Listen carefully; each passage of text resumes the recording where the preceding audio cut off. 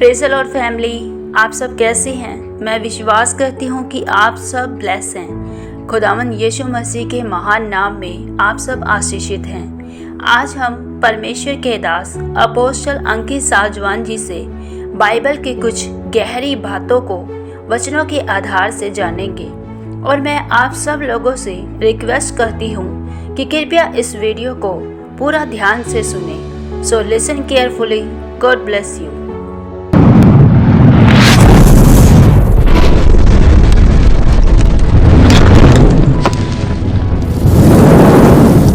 Okay.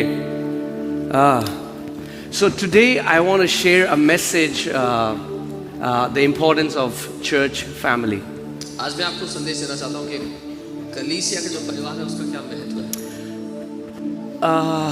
We are living in time wherein the enemy is attacking the sanctity of marriage and also the sanctity of church. मैं एक ऐसे समय में जी रहे हैं जहाँ पर दुश्मन प्रहार कर रहा है शादी की पवित्रता, उसकी महत्व पर और कलीसिया के महत्व पर। And if the church does not rise up at this moment and speaks the truth boldly, we will have a generation rising up who will be completely deceived by the enemy. और अगर कलीसिया हियाव से उठकर इस बात के विरोध में नहीं बोलेगी, जो सच है वो नहीं कहेगी, तो एक ऐसी पीढ़ी उठ खड़ी होगी जो बिल्कुल धोखा खाई हुई होगी। And it's the same demonic spirit. It masquerades with different names. और ये वही दुष्ट आत्मा है जो अलग-अलग नामों से अलग-अलग जगह पर प्रकट होती है। Feminism, इसको फेमिनिज्म कह सकते हो, Planned Parenthood, transgenderism, all of that, whatever craziness is happening in the world, is the same demonic spirit trying to go against what God has established. दुनिया में जो भी पागलपन चल रहा है वो सब कुछ एक ही आत्मा है जो अलग-अलग नामों से जो कुछ परमेश्वर ने स्थापित किया उसको नाश करने का प्रयास कर रहा है। And we are seeing that young people don't believe in marriage anymore. और हम देखते हैं कि जो जवान लोग हैं वो शादी पर भरोसा नहीं करते अब। Because they are constantly being fed by media, the lies of media, and it's time that the body of Christ rises up to speak the truth boldly. क्योंकि लगातार मीडिया उनको झूठ खिलाता चला जा रहा है, इसीलिए समय है कि कलीसिया हियाव के साथ खड़ी हो और सच की बात करे। Amen. But the sad part is that even many believers are deceived about church. The enemy has mixed so much lies when it comes to the truth of what church really is. पर दुख की बात यह है कि बहुत सारे विश्वासी भी धोखा खा गए हैं उन सारे झूठों को सुनकर जो दुश्मन ने उनसे कहे हैं कलीसिया को लेकर भी। And because we do not know what church is, और क्योंकि हम नहीं जानते कि कलीसिया है क्या, we sometimes do not know what is our function as the member of the living body of Christ. इसीलिए हम ये भी नहीं जानते कि हमारा मकसद क्या है एक जीवित देह का हिस्सा होने के बाद। So, as always, I am gonna teach the truth without filters. तो हमेशा की तरह मैं बिना कोई And if you get offended, we'll pray for you after the service. हमेशा की तरह मैं बिना छाने हुए सच कहूंगा और सच का प्रचार करूंगा। अगर आप नाराज हो जाएं तो प्रार्थना करेंगे आपके लिए सभा के बाद। Amen. Praise God. So Ephesians 3:15 tells us that church is the family of God. इफिसियों 3:15 में बताता है कि कलीसिया परमेश्वर का परिवार है। It tells us that God has a family in heaven and God has a family on the earth. ये वचन हमें बताता है कि परमेश्वर का परिवार है जो स्वर्ग में है और परमेश्वर का एक परिवार जो पृथ्वी पर है। In fact, this is the reason why God created everything that He created.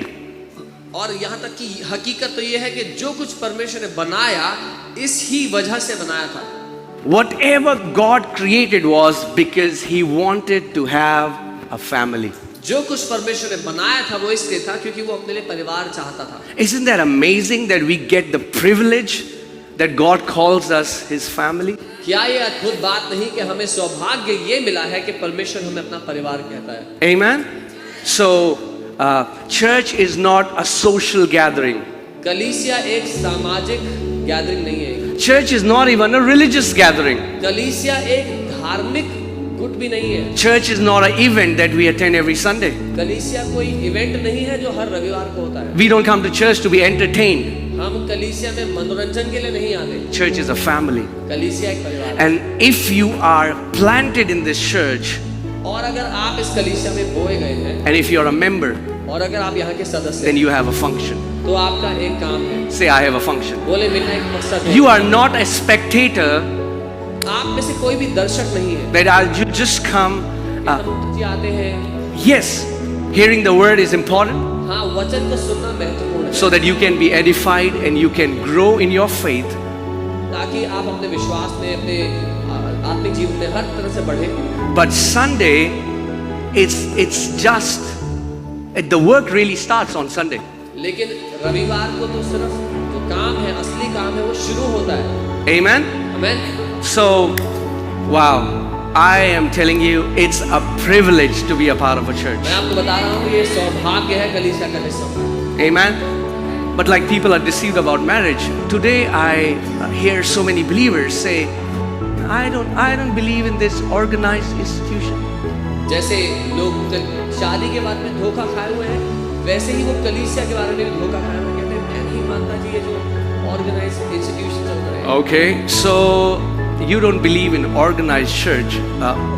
So what, the church should be disorganized? अगर आप नहीं मानते कि कलीसिया में कलीसिया ऑर्गेनाइज होनी चाहिए, तो आप ये मानते हैं कलीसिया में उपद्रव होना चाहिए। Somebody asked me, was arguing with me. They said, why do you only have to meet on Sundays? कोई मुझसे बहस कर रहा था और कह रहा था कि क्यों संडे ही मिलना होता है चर्च को? If we are a family, we can meet anytime. अगर हम परिवार हैं तो किसी भी दिन मिल सकते हैं। Okay, let's imagine what a disorganized church will look like. So कल्पना करें मेरे साथ कि डिसऑर्गेनाइज्ड चर्च कैसा दिखेगा। So I will say, from next Sunday, we are not meeting at 11 a.m. We will meet anytime. Choose your time. Nobody knows what time we'll meet. तो मैं कहता हूँ ठीक है, अगले रविवार से हम लोग 11 बजे नहीं मिलेंगे, अपनी मन मर्जी के हिसाब से जिसको जब समय हो तब आ जाना। Let the church be disorganized. कैसे तो disorganised? Where will we meet? कहाँ मिलेंगे? I don't know. ये नहीं पता मुझे। We can meet anywhere. जहाँ हो सके मिलेंगे। What do you think that church will look like? कैसा दिखेगा वो church? You know, it's because so many people have this wrong understanding क्योंकि बहुत से लोगों की ये गलत धारणा है that anything spiritual should be disorganized. कि जो कुछ आत्मिक हो वो दिखने में अच्छा दिखे, And anything organized is not spiritual. और क्योंकि जो कुछ ऑर्गेनाइज है वो आत्मा की तरफ से नहीं है। In fact, that's opposite of the truth. असलियत तो ये है कि ये बिल्कुल ही विपरीत है सत्य If से। you see the systems of God, whatever He created is very organized and systematic. परमेश्वर ने जो कुछ भी बनाया वो बहुत ही ऑर्गेनाइज है, एक तरीके से तौर तरीके से काम करता है। I mean, look at your body. अपने शरीर को ही देख लो। When you were being formed in your mother's womb, जब अपनी माँ के गर्भ में आप बनाए जा रहे in थे, your DNA was written the code what every member or what every organ should function as. आपके डीएनए में वो कोड था कि आपके शरीर के हर एक अंग का क्या काम होगा। Your organ did not choose what they want to do. It was appointed by God what they should do. किसी ने चुना नहीं, लेकिन परमेश्वर ने उसको निर्धारित किया था कि उसको कैसे काम करना है। I mean, like heart cannot say, I don't like this blood pumping. Maybe I'll just think, or maybe I'll do something else. हृदय ने नहीं चुना कि जी मुझे खून पंप करने का काम पसंद नहीं है, मैं शायद सोचने का काम करना चाहूंगा। No. नहीं, Look around you, solar system. अपने आसपास सोलर सिस्टम देख लीजिए। God created an orbit, even though you cannot see it, the planets move in the same orbit. And even if Earth moved 1 degree left or 1 degree right, we will cease to exist. परमेश्वर ने जब सारे नक्षत्रों को बनाया, परमेश्वर ने हर एक इसको क्रम में रखा, वो एक सीमा में घूमते, एक दायरे में घूमते हैं। अगर पृथ्वी अपनी जगह से 1 डिग्री आगे या पीछे होती तो मनुष्य जाति ना होती यहाँ पे आज। Amen. God, if you look whatever He has done, it's very orderly. जो कुछ परमेश्वर ने किया है, अगर आप ध्यान देंगे तो वो बहुत सही क्रम से किया गया है। There are systems, there are orders that God has designed. ऐसे सिस्टम्स और ऑर्डर्स हैं जो परमेश्वर ने ही निर्धारित किए। In fact, there is, even in His kingdom, there are orders, there are angelic orders. Angels are of different ranks. God has created that. यहाँ तक कि परमेश्वर के राज्य में भी सब कुछ ऑर्डर से होता है। स्वर्गदूत हैं जिनके अलग अलग क्रम हैं, अलग अलग श्रेणी के हैं। Amen. Are you guys with me? Right? So, For anything to be spiritual doesn't mean it has to be goofy. कुछ भी आत्मिक हो उसके लिए ये नहीं कि उसमें दीवानापन मतलब पागलपन होना चाहिए। Like, ooh, so it's spiritual. No, yes, we do get goofy at times, and I love that. But what I'm saying is, you can be goofy and you can be in a well-orderly structure at the same time. हाँ, हम दीवानों की तरह उसके लिए जी सकते हैं, दीवाने हो सकते हैं अपनी जिंदगी में, लेकिन हमारी जिंदगी में क्रम होगा। Amen. Are you guys with me? So today let's learn the importance of church, because many believers are deceived when it comes to what church is. इसीलिए हम कलीसिया के महत्व को देखेंगे, क्योंकि बहुत से विश्वासी धोखे में हैं इस बात को लेकर। You know, when we were born again into a family. जब हमने नया जन्म पाया था, परिवार में हमारा जन्म हुआ, right? Like when you were born in a family. जैसे जब आपका जन्म हुआ तो एक परिवार में हुआ। Some people say, you know what, I am not committed to a church. I can go to anywhere I want. कुछ लोग कहते हैं मैं किसी एक कलीसिया नहीं जाता, मैं जहां मन करता है उस कलीसिया चले जाता हूँ। It's like saying, I don't have to go to my home today. I can go to any home I want. Like, wow. और वो ऐसा कह रहा है जैसे आज मैं अपने घर नहीं जा रहा, आज मैं किसी के भी घर चले जाऊंगा। No, we are born. Local church is the expression of the universal body of Christ. जो आपकी लोकल कलीसिया है, आपके जीवन के लिए वो हिस्सा है उस पूरी मसीह की देह का। Amen. If you're skipping every Sunday from one church to another church to another church to another church, yeah, I mean, like, you will enjoy mobility. Awesome. हाँ, अगर आप एक रविवार इस कलीसिया फिर दूसरे फिर तीसरे अलग अलग जगह जाएंगे तो आपको अलग अलग जगह घूमने में तो अच्छा लगेगा। But that mobility comes with a cost. लेकिन उस घुमक्कड़पन की का एक दाम है जो चुकाना पड़ता है। And the cost is you will never spiritually mature. और वो दाम ये है कि आत्मिक रूप से आप कभी सयाने नहीं होंगे। You know, potted plants, you can take them anywhere, right? Potted plants. Potted plants, अच्छा, जो गमले में पौधे होते हैं उनको आप कहीं भी ले जा सकते हो, right? Awesome. Lot of mobility. You want to take them to Mumbai, you want to take them to Bangalore, you want to take them to Delhi. जहाँ घूम रहे हो साथ ले जाओ। But that mobility again comes with a cost. लेकिन उसको साथ ले जाने का एक दाम है।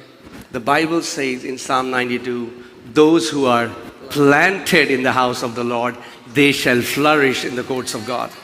भजन 92 कहता है जो परमेश्वर के आंगनों में बोए गए वो उसके घर में वो फूले फलेंगे। Amen. You're not a potted plant. आप गमले में पड़े हुए पौधे। You are a flourishing tree planted in the house of God. आप उन्नति करते बढ़ते हुए पेड़ हैं जो परमेश्वर के घर में बोए गए। So that you can bear much fruit. इसलिए ताकि आप बहुतायत से फल लाएं जीवन में। Amen. Amen. Wow. Let's see what happened, how the church acted in the New Testament. हम देखते हैं नए वाचा में क्या हुआ। Let's see Acts 2:41 and then 42 and 46. We'll club it together. Let's see it from NLT Bible. प्रेरितों के काम 2 उसका 41। Okay, so those who believed what Peter said were baptized and added where? Added where? Okay. और जिन्होंने उसके वचन को ग्रहण किया उन्होंने बपतिस्मा लिया और उसी दिन 3000 मनुष्य लगभग उनमें से कलीसिया में जुड़ गए। Every time the Bible says believers were getting born again, they were being added in the church. और जब कभी बाइबल कहती है कि विश्वासी जुड़ रहे थे तो कलीसिया का हिस्सा बन रहे थे। And this church was not a hypothetical expression of the body of Christ. They were living bodies. The Bible talks about Phoebe, and there are names in people's houses where church was happening. These were tangible families where people were getting connected to. और जब Bible कहती है कलीसिया तो वो कोई विचारों वाली बात नहीं है, लेकिन वो ऐसी जगहें थी जहां पर लोग इकट्ठे हुआ कर रहे थे, जहां पर अगुए थे उनके पास। Okay, next. All right, they joined with other believers. और वो दूसरे विश्वासियों के साथ जुड़ते थे जाके। And they did what? और क्या किया? Can you say it louder? Huh? Oh, they committed themselves. We don't like this word, do we? अपने आप को वचनबद्ध कर लिया। Commitment. I don't want to commit to nobody. मैं किसी के साथ जुड़ना नहीं चाहता हूँ। Well, that's why nobody wants to commit to you. हाँ, इसीलिए कोई आपके साथ जुड़ना नहीं चाहेगा। You'll be a vagabond all your life. जिंदगी भर बंजारों की तरह रहेंगे।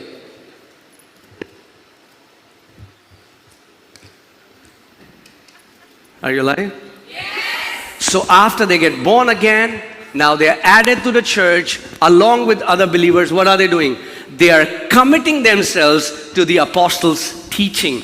नया जन्म पाने के बाद वो क्या करते हैं? वो जुड़ जाते हैं दूसरे विश्वासियों के साथ और प्रेरितों की शिक्षा में लौलीन हो जाते हैं And to fellowship. और एक दूसरे से मिलने में। That means they make a commitment. We are going to become students of the Word of God, and we commit ourselves to grow in this family with other believers. और वो ठान लेते हैं कि हम परमेश्वर के वचन सीखने के लिए शिष्यों की तरह हो जाएंगे और परमेश्वर के इस परिवार के साथ मिलकर पढ़ेंगे। Amen? Amen? Okay, next verse. They worship together at the temple each day. और वो हर दिन जाकर मंदिर में इकट्ठे होते They used to Aradhana meet करते। at temple courts where multitudes used to gather. और यहूदियों के जो मंदिर थे वहां पर बहुत भीड़ हुआ इकट्ठी होती थी। Like today, Sunday, more जैसे- people can gather in this जैसे place. रविवार को हम बहुत सारे इकट्ठे लोग। But then they used to meet in small groups in home for what? For communion and shared their meals with great joy and thankfulness. लेकिन फिर वो छोटे ग्रुप्स में छोटे गुटों में घरों में मिला करते थे प्रभु साथ में भोजन करने के लिए और आनंद से इकट्ठे होते थे। Amen? You know, another big lie is that if a church is big, then it's not spiritual. And if it's small and it happens in a house, it's spiritual. That's also a lie. एक और झूठ है कि अगर कलीसिया बड़ी है तो वो आत्मिक नहीं है, अगर छोटी सी कलीसिया घर में होती है तो वो आत्मिक है। ये भी झूठ है। Well, let me ask you this question. एक सवाल करता हूँ आपसे। If Jesus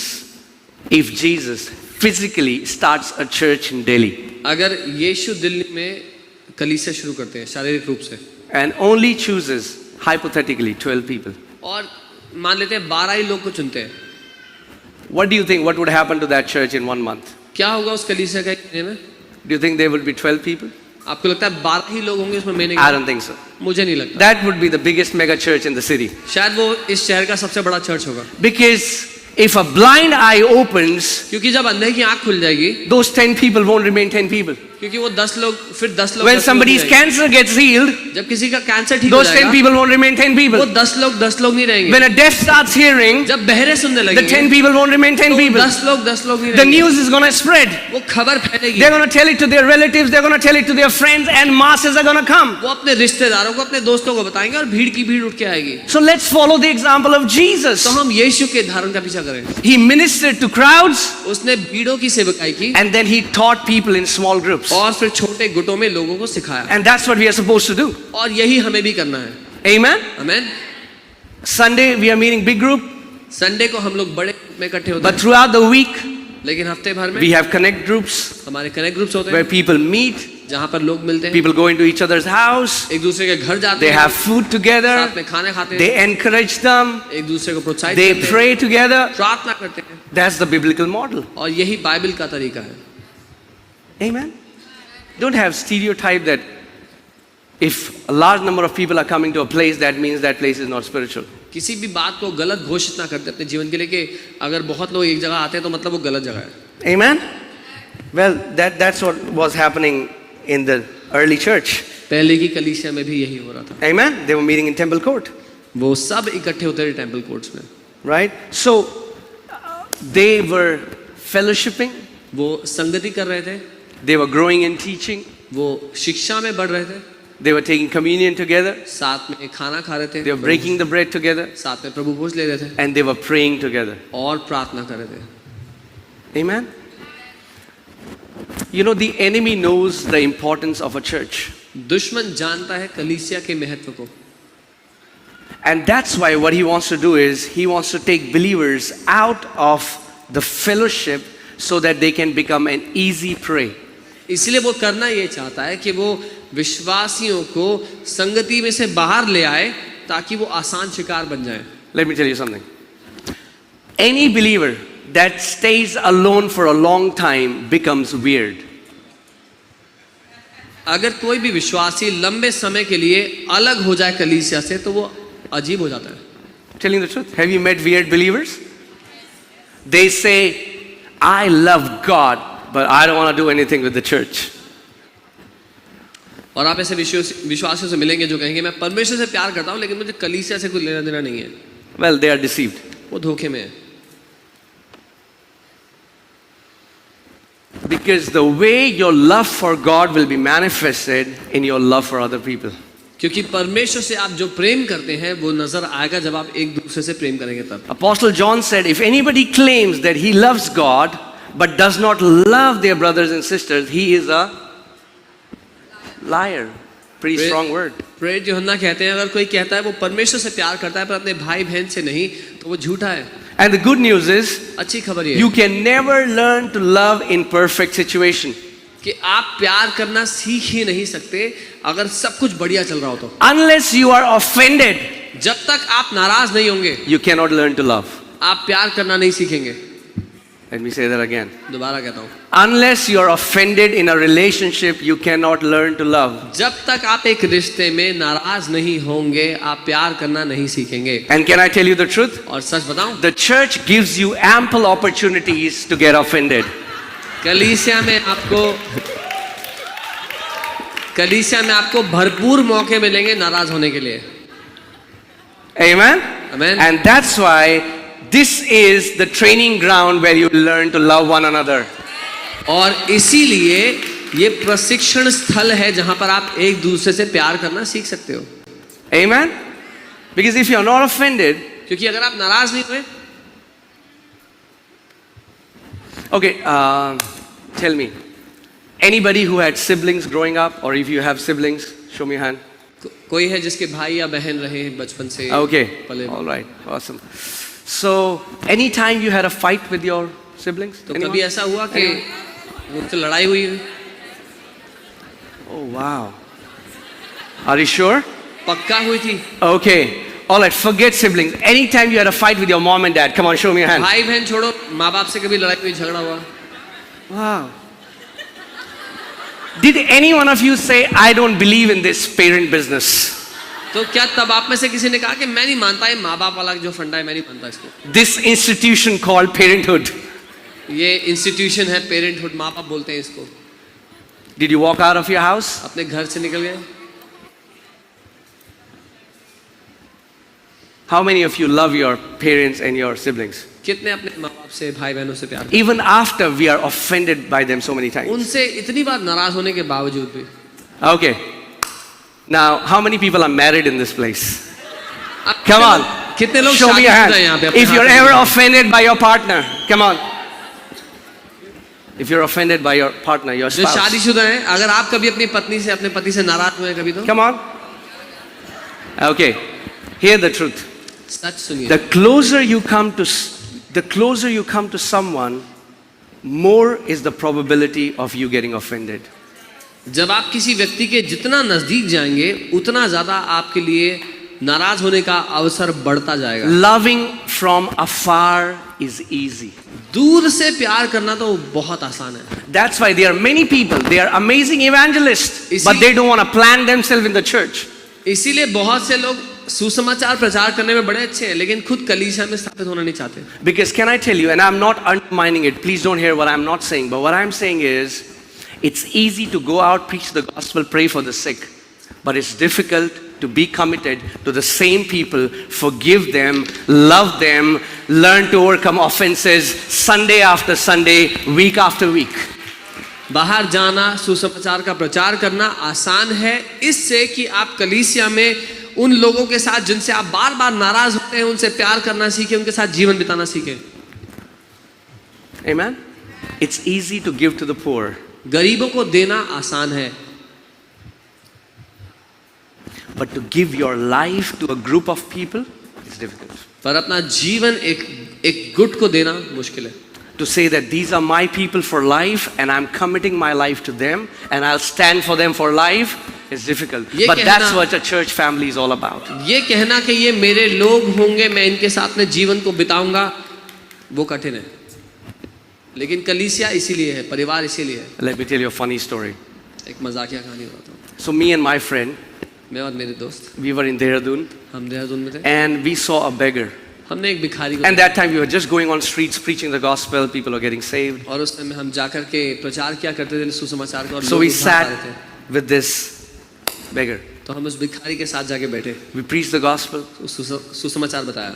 and we said, man, you don't need to preach. You don't need to beg. हमने उसको कहा तुम्हें भीख मांगने की जरूरत नहीं है, You know, Jesus will provide. यीशु तुम्हारी सारी We did the जरूरतें पूरी salvation करेगा। prayer. उसके उद्धार की प्रार्थना Now this guy got really encouraged. की। अब ये इंसान बहुत प्रोत्साहित हो गया, He took his begging bowl and threw it on the ground. अपना भीख मांगने का कटोरा लेके उसने फेंक दिया जमीन। And he said, never again I'm begging. बोला दोबारा जिंदगी में We're कभी like, भीख नहीं मांगूंगा। praise God, amen. हमने कहा हाँ बिल्कुल मजा आ गया भाई। Now people who are clapping, please hear the another part. जो ताली बजा रहे हैं आगे की कहानी सुन लो। So next week, अगले हफ्ते me and my friend, मैं और मेरा दोस्त, we saw the same beggar begging. हमने उसी भिखारी को फिर से भीख मांगते हुए देखा। And we were like, from afar, we said, this is the same beggar. And we हमने went कहा, to "ये तो talk वही to him. बंदा है।" And he was begging. And the moment he looked at us and he started running away. हमने कहा ये तो वही बंदा है। जब उसके पास जाने लगे हमें देख के वो भाग गया वहां से। What I'm saying is मैं ये कह रहा हूँ that church family is very similar to your earthly family. कलीसिया का जो परिवार है आपके शारीरिक परिवार के जैसा ही है। There will be offenses. नाराजगियां होंगी, There will be misunderstandings. गलत समझेंगे आपकी बात को लोग, But there will be a lot of love. लेकिन बहुत सारा प्यार भी होगा, There will be growth. बहुत सारी There will उन्नति be होगी, protection. बहुत सारी सुरक्षा There will be होगी, nourishment. आपके जीवन को पोषण मिलेगा, And in the end, और अंत में it will be worth it. वो सब कुछ बहुत To ज्यादा do family उत्तम होगा। together. वो परिवार साथ होना बहुत ज्यादा उत्तम होगा। Amen? And you will not understand the value of your family until you go to a different city to go to a college or get a job. Then you'll remember the value and importance of your family. और आपको तब तक अपने इस परिवार की कीमत नहीं समझ में आएगी जब तक आप किसी दूसरे शहर ना चले जाओ नौकरी के लिए, पढ़ाई के लिए। It's the same with church family. ठीक ऐसा ही कलीसिया के साथ भी है। Amen? So I want to establish this truth that you understand that church, until you get this truth embedded in you, that church is my spiritual family. तो ये हकीकत मैं चाहता हूँ आपके जीवन में बस जाए, ये हकीकत आपके जीवन में समा जाए कि ये कलीसिया मेरा परिवार है। And if you're offended, और अगर आप नाराज I have a हैं, good news. एक अच्छी खबर है You have आपके लिए। just stepped into the training आपने कदम रखा है प्रशिक्षण के लिए to become like Christ. कि आप मसीह की तरह बन जाएं। That's what marriage is. शादी यही है। God designed marriage so that we can learn sacrificial love. परमेश्वर ने शादी को बनाया इस तरह से कि हम लोग बलिदान स्वरूप प्यार करना सीखें। Amen? Wow. So, I want to talk about 6 main excuses. I mean, like, we can talk a lot about church, but today I just want to talk about 6 main excuses why people say they don't go to church. मैं बहुत सारी बातों के बारे में बता सकता हूँ, लेकिन 6 मुख्य कारण हैं जिनके बारे में आज मैं बताऊंगा कि लोग क्या 6 मुख्य बहाने देते हैं क्यों वो कलीसिया नहीं जाते। Right? And we'll speak the truth from the word, and you be the judge. और हम वचन से सत्य कहेंगे, आप उसका न्याय करना। Okay? ठीक है? All right. Okay. Let's see first excuse. पहला बहाना, I've been hurt by the church, so I don't want to do anything with the church. मुझे कलीसिया की वजह से चोट पहुंची है, बहुत दुख पहुंचा है, इसलिए मैं किसी कलीसिया नहीं जाना चाहता। I don't think there is anyone who has not been hurt by the church, including the pastor. In fact, the most hurt somebody receives is the pastor. मुझे नहीं लगता कि कोई भी है कलीसिया में जो कलीसिया से कभी चोट नहीं खाया। खास करके जो पास्टर है वो सबसे ज्यादा चोट खाता है कलीसिया में। Right? So let me share a funny story. एक मजाकिया One कहानी। time, one guy told his wife, I don't want to go to church. एक बार एक व्यक्ति ने अपनी बीवी से कहा कि मैं कलीसिया नहीं जाना चाहता, And he said, I'll give you a legit reason why. और कहा कि मैं एक सही कारण बताता हूँ क्यों। He said, I think nobody loves me, कहते हैं मुझे लगता है मुझे कोई प्यार नहीं करता, nobody cares for me, कोई मेरी परवाह नहीं करता, so I don't want to go to church. इसलिए मैं कलीसिया नहीं जाऊंगा। Have you heard that? People सुना? say.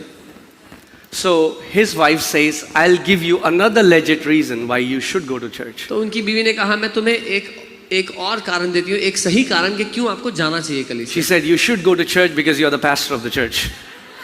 उन्होंने कहा आपको कलीसिया जाना चाहिए क्योंकि आप कलीसिया के पास्टर हैं। Okay, so I understand that there are people who have been genuinely hurt by the church. मैं समझता हूँ कि लोग हैं जिनको सच में चोट पहुंची है कलीसिया के द्वारा। There have been controlling leaders, ऐसे अगुवे रहे हैं जो लोगों के जीवन पर नियंत्रण रखना चाहते थे, right? But the way we are phrasing it is wrong. लेकिन जिस रीति से हम कह रहे हैं वो गलत है। When, you know, there are now podcasts happening and now there is a trend, church hurt, church hurt, church hurt. Podcast चल रही है आजकल, ट्रेंड चल रहा है चर्च से चोट खाए हुए, चर्च So से people चोट say now there is a new thing coming up, deconstruction, where they say we don't believe in the church, you don't have to be a part of a church. खाए। So, एक नई शिक्षा प्रचलित हो रही है कि उसको डीकंस्ट्रक्शन बोलते हैं कि आपको चर्च का हिस्सा होने की जरूरत नहीं है। Well, I think that's like racism. मेरे नजरों में वो रेसिज्म जैसा है, Because it's like an individual or some individuals of a particular race offended you, and then you said, I am hurt by this race and I never want to do anything with this race. वो ऐसा है जैसे आप कहते हैं कि इस जाति के लोगों से मुझे ठेस पहुंची है, मुझे चोट पहुंची है, इसीलिए मुझे इस पूरी जाति के लोगों से कुछ लेना देना ही नहीं है। Right? Maybe you say that some Chinese people offended me, so you say now all the Chinese are evil and I don't want to do anything with the Chinese. That's what you're saying when you say church has hurt me and I never want to do anything. किसी Chinese व्यक्ति से आपको कुछ ठोकर लग गई तो आप कहते हैं कि सारे चाइनीज लोग खराब हैं, इसलिए मुझे चाइनीज लोगों से मिलना ही नहीं है, कुछ बात नहीं करनी है। ये है जो हम कह रहे हैं जब हम कहते हैं कलीसिया खराब है। No, some people in the church might have hurt you, हाँ, कलीसिया में कुछ लोग हो सकते हैं जिन्होंने आपको ठोकर दी हो, but don't blame the entire church. लेकिन वो पूरी कलीसिया को आप उसका दोष ना दें। Amen? Amen. That's like saying some woman who is abused by her husband says all men are whatever they want to say. Have you heard people say that? वो ऐसा है जैसे किसी स्त्री को उसके पति ने मारा पीटा हो और वो कहे कि सारे आदमी ऐसे होते हैं। Right? So when people get offended, what the enemy does is the enemy magnifies that hurt, and through that hurt they start seeing the entire body of Christ. और जब कोई ठोकर खाता है, चोट खाता है, दुश्मन ये करता है कि वो उस चोट को इतना बड़ा बना देता है उनके सामने कि उसकी वजह से वो सारी कलीसिया से नाराज हो जाते हैं। Are you guys with me? मेरे साथ है। Right? So yes, we all have been hurt by some people in the church. हाँ, हम सबको ठोकर लगी है किसी ना किसी से कलीसिया में। But we cannot carry this unresolved bitterness in our heart and say that I don't want to do with any gathering that is about the church. I don't want to go to any event. I don't ever want to be a part of a church. Now that's offense talking. लेकिन इस कड़वाहट को अपने दिल में रख कर हम जिंदगी भर नहीं जी सकते कि मुझे कहीं नहीं जाना, किसी से नहीं मिलना, किसी कलीसिया नहीं जाना। Yeah. Second, I told you, second is I don't like organized institution. दूसरा मैंने आपको बताया कि मुझे ऑर्गेनाइज्ड इंस्टीट्यूशन पसंद नहीं है। And as I said, imagine what a disorganized body of Christ would be like. और कल्पना करें कि डिसऑर्गेनाइज्ड मसीह की देह कैसी दिखेगी। You know, imagine your body. अपने शरीर को ही सोचिए। If it's not organized, if it's disorganized, that's why it's called dis-ease. If it's not functioning, if every organ is not functioning as it's supposed to be, it creates a disease.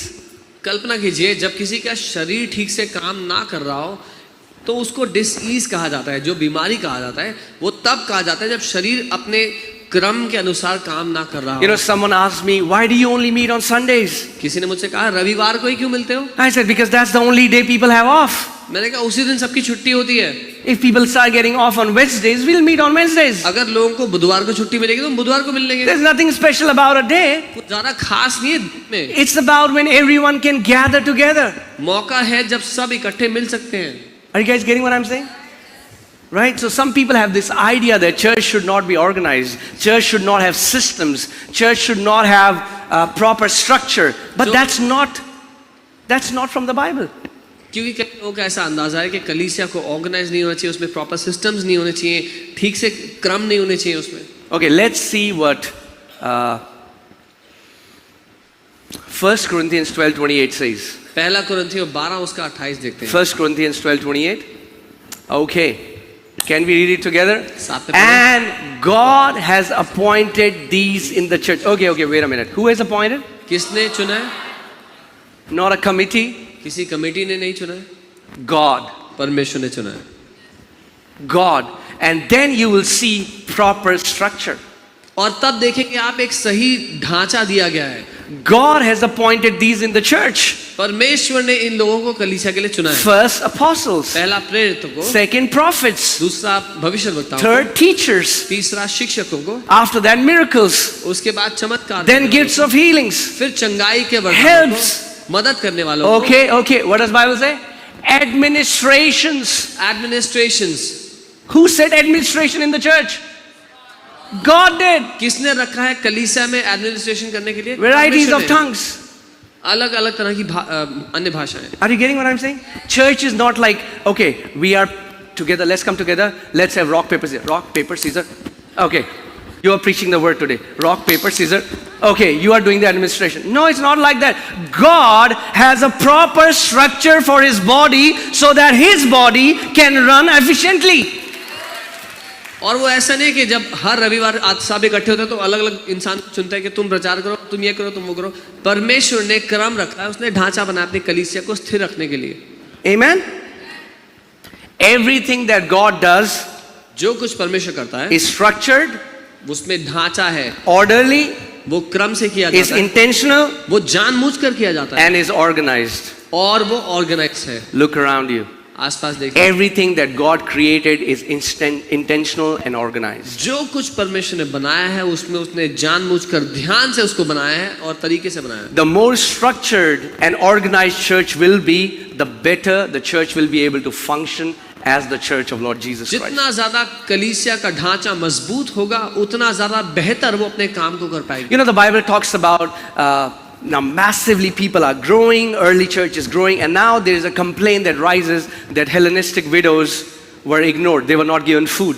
हम प्रेरितों की कलीसिया में देखते हैं जब कलीसिया बढ़ने लग गई तो कुछ महिलाएं थी जिनको खाना नहीं पूछा जा रहा था, तो वहां से समस्या होने लगी। So apostles said, तो प्रेरितों ने कहा, hey, we have been called to focus on bringing the word of the Lord and teaching people, and we want to spend time in prayer, but what we will do is we will create a department that is going to feed people, and they chose 7 people. प्रेरितों ने कहा हमें चुना गया है कि हम वचन का प्रचार करें, परमेश्वर से सुने और वचन को सिखाएं, इसीलिए हम एक डिपार्टमेंट बनाएंगे जो इस काम की देखभाल कर सके, और वो 7 लोग चुनते हैं। Amen. What do you see?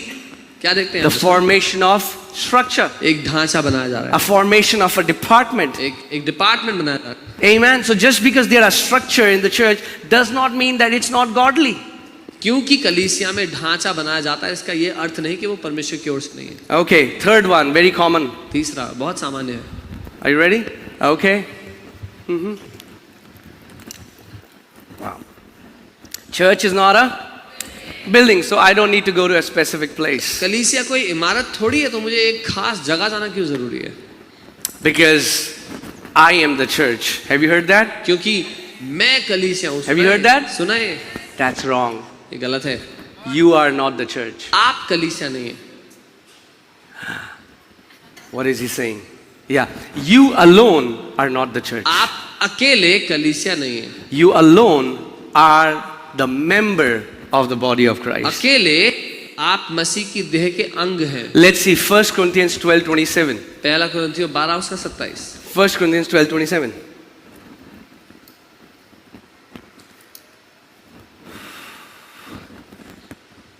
Now, you are the body of Christ and members individually.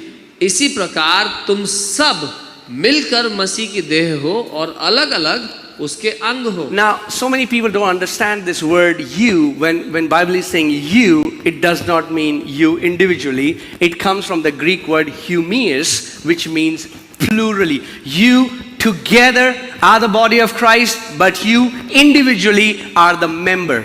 जब बाइबल यहाँ पर तुम कह रही है तो वो एक व्यक्ति से बात नहीं कर रही। जो यूनानी शब्द का इस्तेमाल किया गया उसका अर्थ है तुम सब जब एक साथ मिलते हो तब तुम मसीह की देह। Because if I alone am the church, क्योंकि अगर मैं अकेला ही कलीसिया हूँ, then the verse that we just read, that God has appointed these in the church, first apostle, then that means I am apostle, I am prophet, I am an administrator, I am no. It talks about gathering of believers. तो इसका अर्थ ये हुआ जो आयत हमने पढ़ी कि परमेश्वर ने कलीसिया में प्रेरितों को रखा है, भविष्यद्वक्ताओं को, तो फिर मैं ही सब कुछ हूँ? नहीं, लेकिन ये झुंड है जब विश्वासी इकट्ठे हो। So individually you are, तो अकेले हम कौन है? a member. एक अंग है। And when we come together we are, और जब हम साथ मिलते हैं we are the body of Christ. तब मसीह की देह है।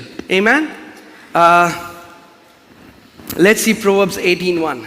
नीति वचन What happens when people isolate themselves? 18 उसका एक देखते हैं, क्या होता है जब कोई अपने आप को अलग कर The लेता है। Bible says a man who isolates himself seeks his own desire. जो दूसरों से अलग हो जाता है वह अपनी ही इच्छा पूरा करने के लिए ऐसा करता है He rages against all wise judgment. और सब प्रकार की खरी बुद्धि से बैर करता है। Anybody who stays alone, you will find that they become weird.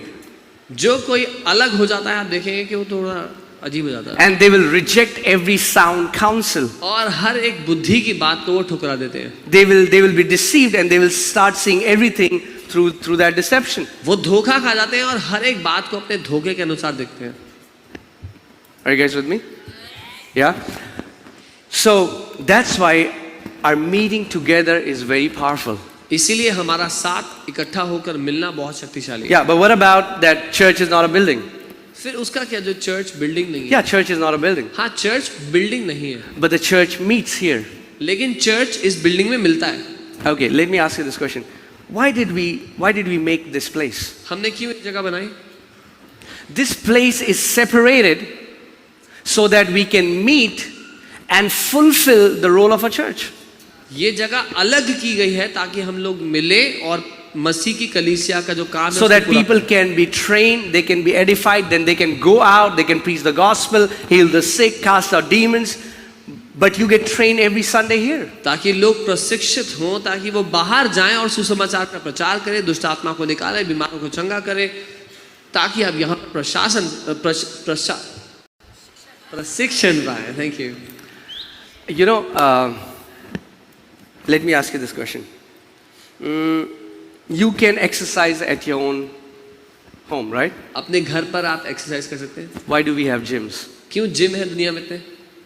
Because gym is a separated place only for the purpose to do exercise. क्योंकि जिम अलग किया गया है केवल एक्सरसाइज करने के लिए। Okay, let me ask you this question. A person who regularly goes to gym and a person who exercises at his own home, what is the greater probability? Who will have a greater physique or who will be more healthy? Why? अगर एक व्यक्ति gym जाता है या एक व्यक्ति घर पे कहता है कि वो खुद से एक्सरसाइज करेगा, तो क्या चांसेस है कि जो किसका बेहतर रिजल्ट मिलेगा? Because that place is separated for a purpose. क्योंकि वो जगह अलग की गई है काम के लिए। And whenever you separate something, it becomes powerful. और जब आप कुछ अलग कर देते हैं किसी खास मकसद के लिए, तो वो शक्तिशाली ठहरता है। Yes, you can worship at your home. अपने घर पे हर कोई आराधना Imagine कर you're सकता worshiping on Sunday. है। कल्पना करें आप संडे को You're watching live and worship is आप happening. लाइव देख रहे हैं, And then there is a bit ting tong. फिर घंटी बजती दूध है, वाला, sabji wala. So what is happening? Here that won't happen. Because this place is set apart so that we can without distraction worship the Lord and hear the word. यहाँ पर वो सारी डिस्ट्रैक्शंस नहीं होंगी ताकि आप आराम से वचन को सुने, आराधना करें, वचन ग्रहण करें। Amen? And a person who secludes himself, और जो व्यक्ति अपने आप को अलग कर लेता है, right? Man, here he will have, I mean, like if he hears God himself, then that's good. But if not, then he's gone. But here, God can speak to you through this sister and that brother and that uncle and that auntie, and he will make sure that he keeps talking to you and tries to get some wisdom in you through somebody in the body of Christ. जब कोई अपने आप को अलग कर लेता है, अकेला कर लेता है, तो अगर तो उन्होंने प्रभु की आवाज़ को ठीक से सुन लिया, तो बच जाएंगे, नहीं तो फिर अजीब हो जाएंगे। लेकिन अगर आप कलीसिया आते हैं तो परमेश्वर इस बात का ध्यान रखेगा कि आपसे, इस बहन से, उस आंटी से, उस भाई से, उस अंकल से आपसे बात करता रहे लोगों के द्वारा। Amen? Just like a building is not a school. जैसे एक बिल्डिंग स्कूल नहीं होती, A building is designed to facilitate school. एक बिल्डिंग को बनाया जाता है कि वहां पे स्कूल किया जा In the सके। same place, this building is not church, but it is designed so that we can facilitate the service during the weekdays and during the weekend. ठीक वैसे ही ये जगह कलीसिया नहीं, लेकिन ऐसा बनाया गया है कि यहाँ पर कलीसिया हो सके। Amen? And people who come regularly and attend and be a part of a service have much higher probability to be healthy in spirit than people who seclude themselves. और जो लोग लगातार सभा में आएंगे, परिवार के साथ जुड़ेंगे, उनका जीवन स्वस्थ होने का जो संभावना है वो बहुत ज्यादा है। Amen? Man, I remember when I was growing up and I was a part of a church, and when God wanted to put something across, He would say the same thing to 5 people in the church. मुझे याद है जब मैं कलीसिया जाना शुरू हुआ था और जब परमेश्वर को मुझसे कुछ बात करनी होती थी तो 5 लोगों के द्वारा एक ही बात कहेगा प्रभु। And then I said, I know Lord what you're trying to say. और मैं कहता प्रभु मुझे पता है आप जो कह रहे हो। But when we seclude ourselves, लेकिन जब हम अपने आप को अलग कर लेते हैं, we reject every wise counsel. हम हर एक बुद्धिमानी की बात को ठुकराते हैं। In the gathering of believers is the wise counsel. विश्वासियों की संगति में बुद्धिमानी है। Amen? So yeah. And then you remember I was telling you, yeah, church is not a building, but then चलो फिर बुराड़ी के खेतों में. How many of you will come? अगर कलीसिया इमारत नहीं है फिर खेतों में जाते हैं। Right? Some people say, oh, I was not able to hear the sound properly. Yeah, that's why we are working every Sunday trying to do it so that you can hear the word without distraction. That's why we have created this place. और कोई कहता है मुझे आवाज नहीं आ रही थी ठीक से। हाँ, इसीलिए हम हर रविवार काम करते चले जा रहे हैं ताकि आप बिना ध्यान भटकाए हुए वचन सीख पाए। Amen? All right, 4th point. चौथी बात, I don't like this idea of submitting to another human being. मुझे ये आइडिया समझ में नहीं आता कि जी किसी इंसान के अधीन क्यों करना है, अपने आप को समर्पण क्यों करना है। One time one sister came to me and she said, I don't like this verse where it says wives submit to husband. एक बार एक बहन ने आके बोला कि मुझे ये आयत पसंद नहीं है कि पत्नियों अपने पतियों को समर्पित हो जाओ। I said, awesome sister. Even if you don't like the verse, that doesn't change the truth. मैंने कहा अगर आपको नहीं पसंद है तो भी सच्चाई नहीं बदलेगी। She said, Pastor, क्या आप ये कह रहे हो कि फिर औरतें आदमियों की जूती हैं? See, that's what offense does. You hear what God is not saying. नाराजगी यही करती है, नाराज होने के बाद आप वो सुनते हैं जो परमेश्वर नहीं कह रहा। In submission, there is protection. समर्पण में सुरक्षा है। When we submit to the lordship of Jesus, जब हम यीशु की प्रभुता के अधीन समर्पित होते हैं, we are protected. हम सुरक्षित हैं।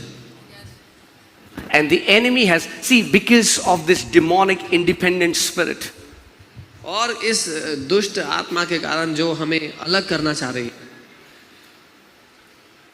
you know, this individualistic Christianity today, मैं और प्रभु, ये वाली जो ईसाईयत है, God knows my heart. प्रभु मेरे दिल को जानता है। This is a statement, you know, pastoring this church for over a decade now. This is the statement that I have heard super frequently. God knows my heart. And I said, yeah, He knows your heart, but do you know your heart? जब लोग कहते हैं प्रभु मेरे दिल को जानता है, ये बात मैंने पिछले 10 साल में बहुत बार सुन चुका हूँ। और मैं कहता हूँ कि प्रभु तो जानता है आपके दिल को, क्या आप जानते हो आपके दिल में क्या है? Amen? Are you guys getting what I'm saying? That's why we need each other, guys. इसीलिए हमें एक दूसरे की आवश्यकता है। Amen? We need each other because when we are a part of a body and we submit, you know, this idea of we don't like God has delegated authority to another human being and we submit to that person, but it is in the Bible. ये जो idea है कि हमें पसंद नहीं कि परमेश्वर ने किसी और को हमारे जीवन के ऊपर अधिकारी रखा है और हमें समर्पित होना पड़ेगा, ये आइडिया बाइबल से है। I don't submit to no one. मैं किसी के अधीन समर्पित नहीं होता। That's a sad place to be in. बहुत ही दुखद जगह है वो होना। If you will understand the beauty of submission.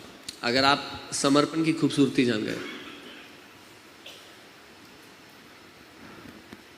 Let's see Hebrews 13:17. इब्रानी 13 उसका 17 देखते हैं।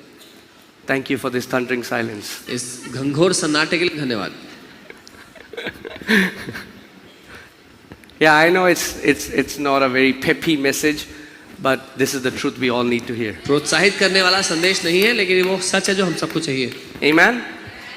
We need to be planted in the house of the Lord. All right, Hebrews 13:17. Okay. Obey your spiritual leaders. अपने Obey. आत्मिक अगुओं की आज्ञा मानो। Obey. I only obey to God. मैं केवल परमेश्वर की बात मानता Do हूँ। you? मानते हो? Then that God is saying, obey your spiritual leaders. तो फिर वो परमेश्वर कह रहा है अपने आत्मिक अगुओं की बात मानो। Right? If you believe in the authority of the Bible, अगर आप वचन के अधिकार को मानते हो, and obviously, if you are sure in your heart that this is my church and these are my leaders. और हाँ, अगर आपको ये निश्चित है अपने दिल में कि ये मेरी कलीसिया है और ये मेरे लिए नियुक्त किए गए अगुए हैं। Amen? All right. Obey your spiritual leaders and submit to them. अपने आत्मिक अगुओं की बात मानो, उनके अधीन समर्पित हो, Recognizing their authority over you. अपने जीवन के ऊपर उनके अधिकार को पहचानो। Who is saying this? कौन कह रहे हैं? The God that you obey. जिस परमेश्वर की आप मानते हो वो कह रहा है। I only obey God.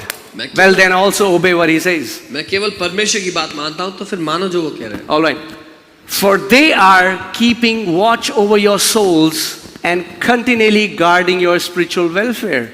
क्योंकि वो निरंतर तुम्हारे प्राण की सुरक्षा किए हुए उस पर नजर रखे हुए हैं, निगरानी रखे हुए हैं और तुम्हारी आत्मिक भलाई की देखभाल कर रहे हैं। See, we do not know why God appointed shepherds over a group of people. He could have done it himself, but in His wisdom, He's the one who has decided this. देखो, हमें नहीं पता क्यों परमेश्वर ने अपनी बुद्धि के अनुसार चरवाहों को लोगों के ऊपर रखा। वो खुद भी कर सकता था, पर उसकी बुद्धि के अनुसार उसने ऐसा किया। I never asked God to make me the pastor of the church. It was that we had no desire to start a church. मैंने कभी प्रभु से नहीं बोला कि मुझे कलीसिया का पास्टर बनाओ, कोई चाहत नहीं थी हमारे दिल में कलीसिया शुरू करने की। God has appointed these. He does not need to ask our permission. परमेश्वर ने नियुक्त किया है, उसको हमारी मंजूरी नहीं चाहिए। I love what a man of God, Lou Engle, he says that it's not that God gives a dream to a man. परमेश्वर के जन लू एंगल ये कहते हैं, वो कहते हैं ऐसा नहीं कि परमेश्वर एक सपना है जो एक इंसान को देता है। He says God has a dream and then He wraps a man around that dream. वो कहते हैं परमेश्वर का एक सपना है और उस सपने के इर्द गिर्द वो एक मनुष्य को ले आता है। Amen. And yeah, let's go back to this. All right. And they who will give an account of their stewardship of you. और वो तुम्हारे जीवन का हिसाब देंगे परमेश्वर को, क्योंकि परमेश्वर ने उनको रखा था तुम्हारे जीवन के ऊपर। Wow. That means it's a dangerous place to be in. इसका मतलब ये बहुत खतरनाक जगह है। Right? Because one day God is going to ask accounts from the guy He appointed to flock to take care of the sheep. क्योंकि एक दिन परमेश्वर हिसाब मांगेगा उस इंसान से जिसको परमेश्वर ने रखा था कि उसकी भेड़ों की देखभाल कर। Okay, but let me also clarify something here. लेकिन कुछ और स्पष्ट करना चाहता हूँ। For whom will God ask accountability from me? परमेश्वर मुझसे किसके जीवन के लिए जवाब मांगेगा? Not for everyone. हर एक से नहीं। Not for everyone that comes to this church. हर एक से नहीं जो कलीसिया आके चला गया। Only those who submit. केवल वो जो समर्पित हुए। Not casual attenders. केवल देखने के लिए जो दर्शक की तरह है उनके लिए नहीं।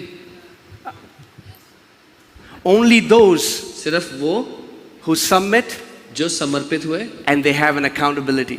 और जवाब दिया अपने जीवन के लिए। Are you getting it? For those people, God is going to ask, hey, these people submitted. उन लोगों के लिए परमेश्वर पूछेगा कि इन लोगों ने अपने जीवन को समर्पित किया था तुम्हारे अधीन। And every leader has to give an answer one day when they stand before God. और हर एक अगुवे को जवाब देना होगा एक दिन जब परमेश्वर के सामने That's खड़े होंगे। why no pastor is the owner of the church. इसीलिए कोई भी पास्टर कलीसिया का मालिक नहीं है। They are stewards. They are given this responsibility for a time. एक समय के लिए उनको नियुक्त किया गया, उनको जिम्मेदारी दी गई। Every church belongs to the Lord Jesus Christ of हर एक Nazareth. कलीसिया प्रभु यीशु मसीह की है। Amen. He is the head. वो सर है। Amen. All right. Let them do this with joy and not with grief and groans, for this would be of no benefit to you. और उनको ऐसा आनंद से करने दो, ना कि कलेश और कराते हुए, क्योंकि उससे तुम्हें कोई फायदा नहीं होगा। Amen. And I can talk a lot about this, but I'm telling you, when God started to teach me about submission, how beautiful it is, and when I submitted my life to the elders in the body of Christ, there was great blessing that I saw even in my own life. और मैं बता रहा हूँ, समर्पण बहुत ही खूबसूरत है। जब परमेश्वर मुझे सिखाने लगा इसके बारे में, तो मैंने अपने आप को समर्पित किया मसीह की देह में जो अगुवे हैं उनके अधीन, और उसका मैंने बहुत बड़ा प्रभाव अपने जीवन पर देखा। Okay, number 5. पांचवी बात। Wow, are you ready? Here it comes. They're after my money. मेरे पैसे के पीछे पड़े हुए हैं ये लोग। Okay, first of all, you're not Elon Musk. And second, even if you were, your money cannot build the church of Lord Jesus Christ of Nazareth. पहली बात, आप इलॉन मस्क नहीं हैं, और अगर होते भी तो भी आपके पैसे से कलीसिया नहीं बना सकते आप। What a wretched thought कितना that we think that a church can be built by money. कितना दयनीय विचार है कि हमें लगता है कि पैसे से कलीसिया बन सकती है। Okay? And anybody who thinks like that, let me tell you the truth, you are bound with the love of money. और जो कोई भी ऐसा सोचता है, मैं आपको हकीकत बता रहा हूँ, आप पैसे के प्यार से बंधे हुए हो। That's why it pinches you when you learn to give. इसीलिए आपको दुखता है जब आप सीखते हैं देना। Amen? And as I was telling you, in the church, we not only come to receive, we come also to give. और कलीसिया में हम केवल ग्रहण करने के लिए नहीं आते, लेकिन देने के लिए भी आते हैं। Amen? Because, wow. And this attitude, prevails in the church. That's a self-centered attitude. People have this consumer mentality. और ये जो मानसिकता है कलीसिया में प्रचलित है, बहुत फैली हुई है कि लोग अपने ही विषय में सोचते हैं और वो एक उपभोक्ता की तरह सोचते हैं। Are you ready? Can I speak some truth without filters, church? कुछ बातें सच्चाई से बोल सकता हूँ बिना छाने हुए। Okay. Church is not a hospitality industry. कलीसिया हॉस्पिटैलिटी इंडस्ट्री की तरह नहीं है, होटल की तरह नहीं है। Let me set this record straight once and for all. ये बात हमेशा के लिए सीधी करना चाहता हूँ। We want to serve you in the best possible way. सर्वोत्तम तरीके से हम आपकी सेवा करना चाहते हैं। But every volunteer that you see outside, they are not your servants. लेकिन हर एक वॉलंटियर जो आपको मिलता है बाहर, वो आपका नौकर नहीं है। Okay? This is not a 5-star hotel. ये कोई 5 स्टार होटल नहीं है। All of them have volunteered to serve you because they see you as their spiritual family.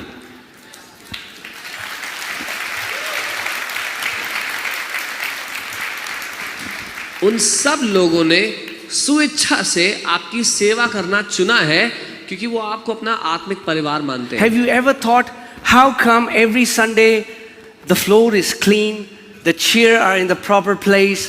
Because these people come 7 in the morning and sometimes leave at 9 or 10 p.m. कभी सोचा है कि जब आप आते हैं तो फ्लोर साफ मिलता है, कुर्सियां ठीक से लगी हुई, साफ की हुई ऐसे मिलती हैं, क्योंकि ये लोग सुबह 7 बजे आते हैं और कई बार रात को 9-10 बज जाते हैं जाते जाते। Let me tell you, this church can run without me, because if I will not preach, someone else will preach. But church cannot run without these people. और मैं आपको बता रहा हूँ, ये कलीसिया मेरे बिना चल सकती है, अगर मैं नहीं तो कोई और प्रचार करेगा, लेकिन कलीसिया इन लोगों के बिना नहीं चल पाएगी।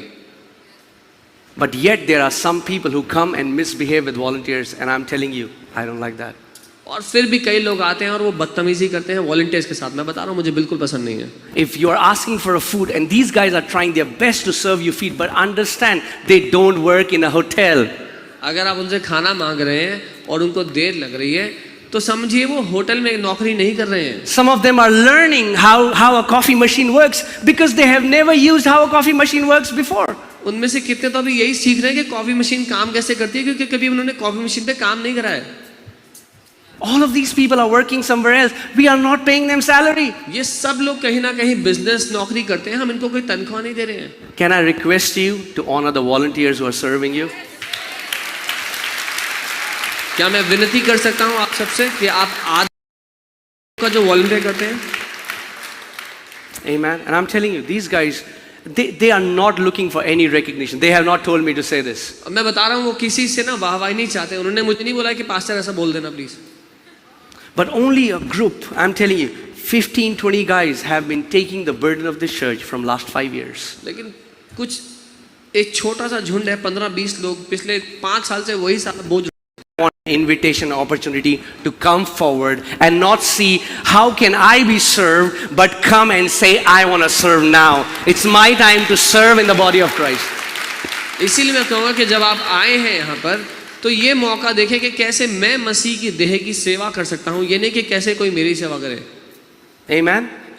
Why don't sometime you serve those volunteers? You say you sit down, I'm going to bring food and I'm going to serve you because you've been serving us for so many years. क्यों ना आप लोग volunteer करना शुरू करें, जो इतने समय से वॉलंटियर करते, सालों से वॉलंटियर करता रहे, उनको बैठने का मौका दें। Amen. That's how we'll learn to be Christ-like. ऐसे ही हम सीखते हैं मसीह के जैसा होना। Some of them are scrubbing toilets. उनमें से कुछ लोग टॉयलेट साफ कर रहे They're हैं। doing a very good job. बहुत अच्छा काम। Some of them are managers in MNCs. बहुत अच्छी नौकरियां कर रहे हैं, कुछ लोग एमएनसीज में मैनेजर्स हैं, अच्छी post. Why are they doing this? क्यों कर रहे हैं सब? Because they see this as the house of God. क्योंकि वो परमेश्वर का घर। Because they see you as family. आपको अपना परिवार देखते हैं। Amen.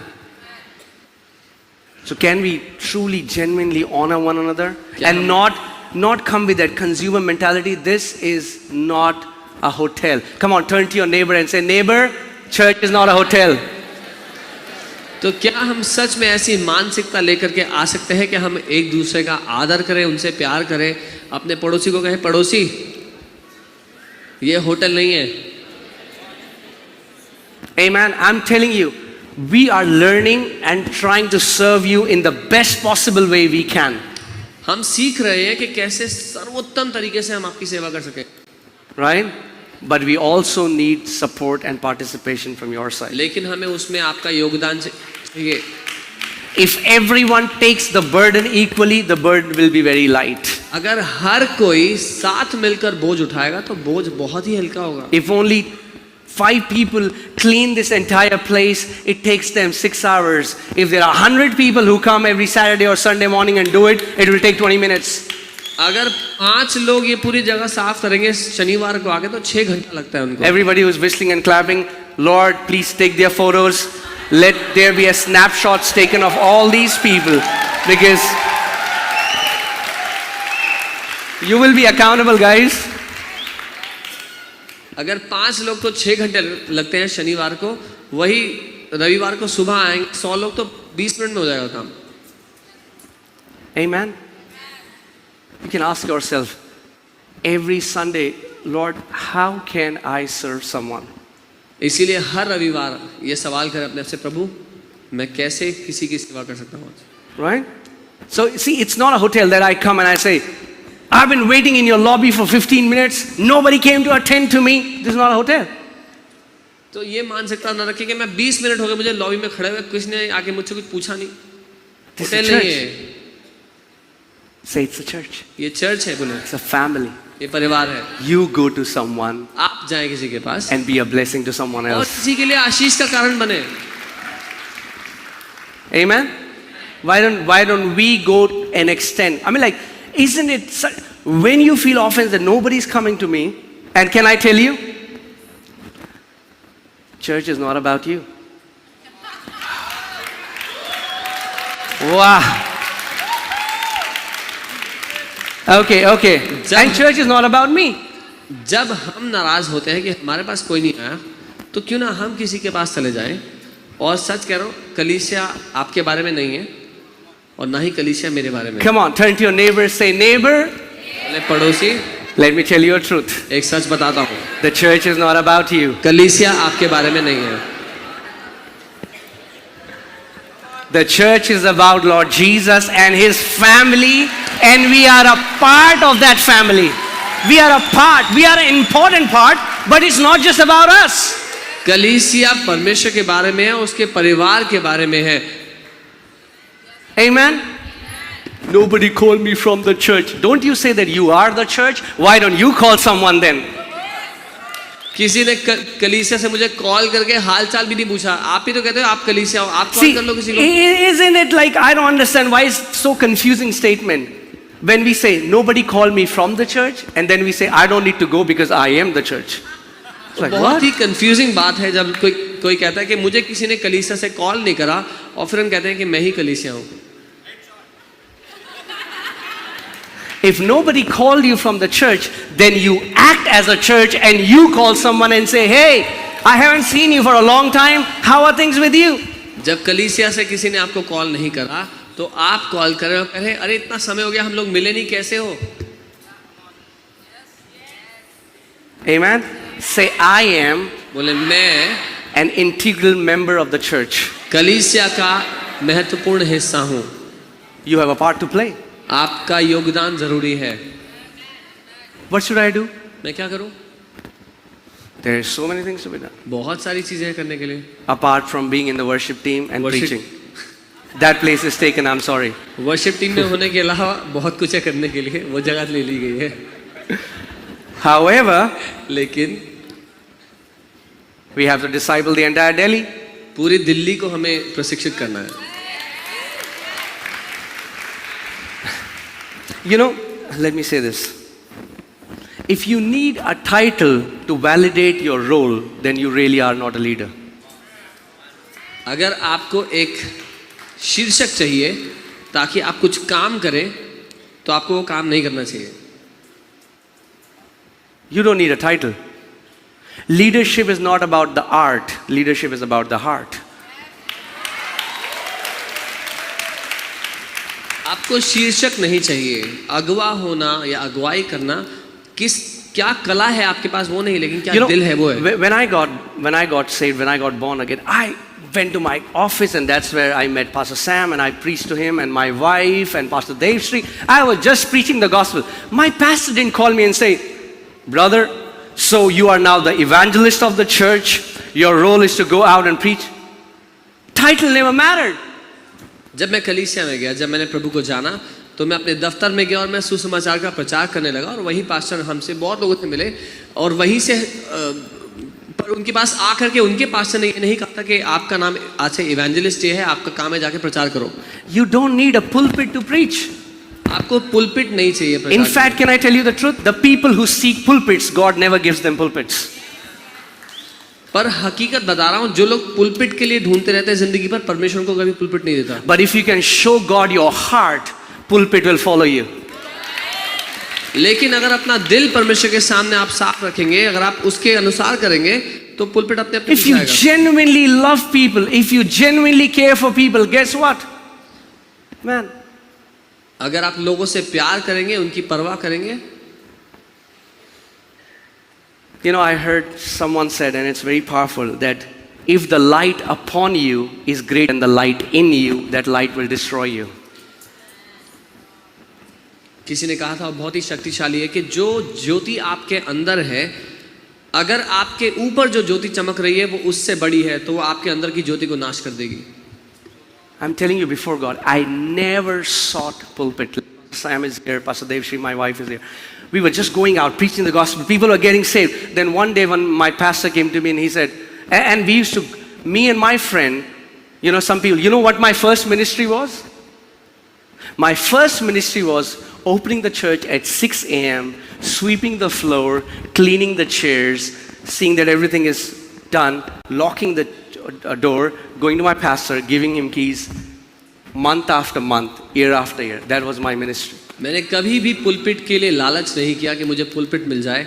मेरी पहली सेवकाई आप जानते हैं ये थी कि सुबह 6 बजे जाओ, कलीसिया का ताला खोलो, पोछा मारो, फर्श पे कुर्सियां लगाओ, कुर्सी साफ करो, ताला बंद करो, चाबी पास्टर को दो। Because in the end, it's about serving our Heavenly Father, right? In any capacity we can. क्योंकि अंत में मुद्दा अपने स्वर्गीय पिता की सेवा करना है, चाहे हम किसी भी क्षमता में And करें। I'm telling you, before God, me and my friend, I said, Daddy, I'm so happy that I get to do this. और मैं सच में पिता से कहता कि पिता मैं इतना खुश हूँ कि मुझे ये करने को मौका मिलता है।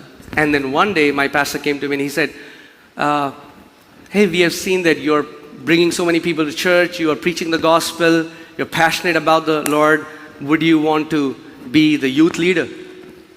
I was like, okay.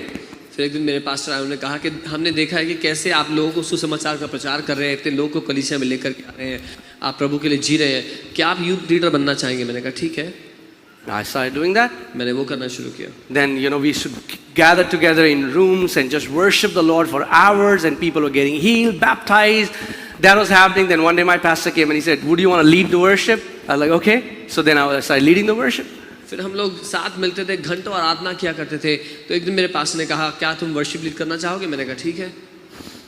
The roles can change, but the foundation will always be your heart for the Lord. आप जो करते हैं वो बदलता रहेगा, लेकिन जो प्रमुख बात है वो हमेशा ही रहेगा, आपका दिल क्या है पिता के सामने। Amen. God could trust David with Israel because God saw that David was willing to lay down his life for his father's sheep. परमेश्वर दाऊद पर भरोसा कर सकता था इज़राइल के देश के साथ, क्योंकि परमेश्वर ने देखा कि दाऊद अपने जीवन को न्यौछावर करने को तैयार है अपने पिता की भेड़ों के लिए। Amen, church? And that's what ministry is. Ministry simply, people say, ministry. This word is now so corrupt. Ministry simple means service.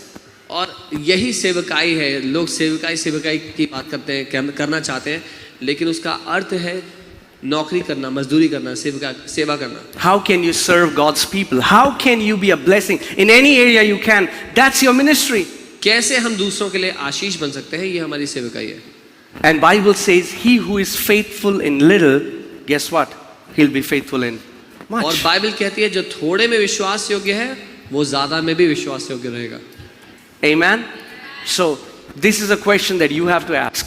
ये सवाल है जो आपको पूछना है। Lord, how can I serve in your house? प्रभु मैं कैसे सेवा कर सकता हूँ आपके How घर can में? I serve your people? आपके लोगों की मैं कैसे सेवा करूँ? How can I serve people outside? Obviously, we'll go out, preach the gospel and do all of that. But to stay committed to a group of people. जो लोग बाहर हैं, हाँ जाएंगे उनके पास भी, हम उनके भी सुसमाचार प्रचार करेंगे, लेकिन इस परिवार के लिए वचनबद्ध रहना। Amen. And then we came to Delhi. We were there for what, 6 years? So 6 years we were planted in that church. So लगभग 6 साल तक हम उस कलीसिया में स्थापित थे। The only time I missed the church was if I was out of station or I was sick. और केवल तब ही मैं उस कलीसिया में नहीं जा पाया जब मैं या तो शहर में नहीं था या तो बहुत ही ज़्यादा बीमार था। My mom and dad, they are here, you can ask them. Every morning I was there without fail, excited to hear what the pastor will preach. हर सुबह मैं वहाँ होता था कलीसिया में कि पास्टर क्या सिखाने वाले हैं आज, उसके लिए मैं उत्साहित होता था। I never wanted to miss the first seat मैं सबसे पहले आके सबसे आगे बैठना चाहता था, कभी because I wanted no distraction. क्योंकि मैं नहीं चाहता था मेरा ध्यान भटके। And then we came to Delhi. फिर हम दिल्ली आए। And it was like, man, our world fell apart. There is no church to go to in Delhi. और ऐसा लगा जैसे हमारी दुनिया बिखर गई है, क्योंकि कोई कलीसिया नहीं बताती दिल्ली में कहाँ जाए। What to do? It felt like we are orphans now. ऐसा लगा था कि हम अनाथ हो गए। And we didn't realize that God brought us here because He wanted to plant another family. और हम नहीं जानते थे, लेकिन प्रभु हमें लेकर आया था कि एक और परिवार की स्थापना हो यहाँ पर। But I came to Delhi, started doing the same thing I was doing in Dehradun. Went to my office, started preaching the gospel. People started calling me names. He's Jesus freak. He's lost his marbles. But kept preaching the gospel. पर मैं वही करने लगा जो मैं देहरादून में कर रहा था। मैं आया और सुसमाचार का प्रचार करने लगा, अपने दफ्तर में सब जगह जाके लोग अलग अलग नामों से बुलाने लगे कि ये तो पागल है, यीशु के लिए ये है वो है। What I'm trying to tell you is, if you have a heart, God will give you a place to serve. मैं ये कहना चाह रहा हूँ, अगर आप दिल रखते हैं सेवा करने के लिए तो परमेश्वर आपको स्थान दे देंगे। But if you're waiting for a title, you'll keep waiting all your life. लेकिन अगर आप इंतजार कर रहे हैं कि पहले मुझे शीर्षक मिल जाए, ओहदा मिल जाए, तो जिंदगी भर Leaders are recognized first, titles are given later. पहले अगुवे पहचाने जाते हैं, उनको अगवा होने का पस बाद में मिलता है। You don't get title first and then function in that title. You function first and then people recognize that you have that grace and then that title is given to you. पहले title मिलकर फिर आप उसके अनुसार काम करें, ऐसा नहीं होता। पहले आप उसके अनुसार काम कर रहे होते हैं, तब लोग देखकर पहचानते हैं कि ये इसके अनुसार काम कर रहे हैं, इसलिए इसको ये ओहदा देना चाहिए। Amen. You know, Pastor Rick Warren says something very powerful. He said, you never tell people who they are, they tell you who they are. Pastor Rick Warren कहते हैं, कभी लोगों को मत बताओ कि वो कौन होंगे कलीसिया में, लोग आपको बताएं, उसका इंतजार करो कि वो कौन है कलीसिया में। Amen. See, it's very simple. If I have to choose leaders, I will see what time you come to church. अगर मुझे अगुवे चुनने हो तो मैं सवाल करूंगा किस समय आप कलीसिया में आते हैं। Because the way you commit to this house, that in what time you come, in what time you leave, you tell me who you are in this church. क्योंकि जिस समय पर आप इस कलीसिया में आते हैं, किस समय यहाँ से जाते हैं, जिस तरह से आप वचनबद्ध हैं इस परिवार के लिए, मुझे बताएगा कि आप कौन हैं। And if you take responsibility, और अगर आप जिम्मेदारी लेते हैं and you take burden when nobody has asked you, guess what? You are saying that you are someone. और आप बोझ उठाते हैं जब किसी ने आपसे कहा नहीं, किसी ने देखा नहीं, पूछा नहीं, तो आप बता रहे हैं कि आप कुछ हैं। Are you guys with me? Your heart will reveal who you are. आपका दिल दिखाएगा आप कौन है। Wow. Praise God. Hallelujah. What a silence. Glory to God. Okay. Okay, last point and then I'll finish. Huh? Yeah. So, did we address? They just want my money. Did I? Yeah. So, if you think your money has built this church, you're deceived. अगर आपको लगता है कि आपके पैसे से कलीसिया बनेगी तो आप धोखे में हैं। Amen? Because church is not run by donations. And I've told you, we have if you're new, we have a teaching, watch it, go home, keep your donation where? In your own pocket. क्योंकि अगर आपको लगता है कि कलीसिया आपके donation से बनेगी तो एक शिक्षा है आपके देखने के लिए हमारे पास, उसका शीर्षक अपना चंदा अपनी जेब में रख लो। Amen? We don't take chanda here. Right? Only people whose lives have been transformed, they sow by honor. It's our privilege to sow into the church of Lord Jesus Christ of Nazareth. वो लोग जिनकी जिंदगी सच में बदली है, जिनकी जिंदगी पर प्रभाव पड़ा है, वो आदर करते हैं, इसीलिए वो राज्य को बनाने के लिए देते हैं घर में। And I can boldly say this because we have done it, and we don't, obviously I will not tell you who they are, but we have returned people's checks back to them who had bad attitude. We said, keep your check in your pocket. और नाम बताए बिना मैं ये कहूँगा कि हमने लोगों के चेक उनको वापस कर दिए क्योंकि उनकी मानसिकता गलत। Because if you are sowing in this house, you aren't doing us a favor. क्योंकि अगर कोई इस घर में बो रहा है तो हम पर एहसान नहीं कर रहा है।